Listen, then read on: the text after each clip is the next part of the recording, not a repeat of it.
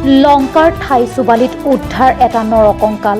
কপিলী নদীত পানীৰ জুৱলিৰ মাজত উদ্ধাৰ হৈছে নৰকংকালটো। ঠাই চুবালিৰ এটি নিৰ্জন অঞ্চলত উদ্ধাৰ হৈছে কংকালটো। আজি বিয়লি স্থানীয় লোকে খৰি বুলিবলৈ গৈ প্ৰত্যক্ষ কৰে নৰকংকালটো, যাৰ পাছতেই লংকা আৰক্ষীক খবৰ দিয়ে স্থানীয় ৰাইজে। পৰৱৰ্তী সময়ত ঘটনাস্থলীত লংকা আৰক্ষীৰ লোক উপস্থিত হৈ উদ্ধাৰ কৰে নৰকংকালটো।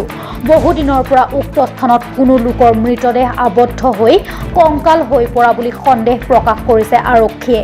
নৰকংকালটো মৰণোত্তৰ পৰীক্ষাৰ পাছতহে এয়া কোনো হত্যাকাণ্ড নে আন কিবা সেয়া পোহৰলৈ আহিব। এই ঘটনাই এতিয়া অঞ্চলজুৰি সৃষ্টি কৰিছে তীব্ৰ চাঞ্চল্য।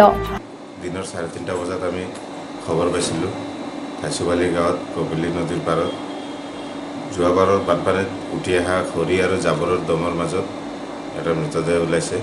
মৃতদেহটো ডিকম্প'জ হৈ গৈছে, টোটেলি কংকাল হৈ আছে। কোনো পুৰুষ মহিলা চিনাক্ত কৰিব নোৱাৰি। কোন নদী ছাৰ? কোনটো নদী? কপিলী নদী, কপিলী নদীৰ পাৰত। জনবসতিৰ পৰা প্ৰায় 500-700 মিটাৰ দূৰত হ'ব। নৰকংকালটোৰ অংগসমূহত কোনো ধৰণৰ আঘাতৰ চিন আছে? কোনো আঘাতৰ চিন নাই, কাপোৰ কানিও নাই। লংকাৰ পৰা ইজ্জত Singh report, Indian prime news, Assam.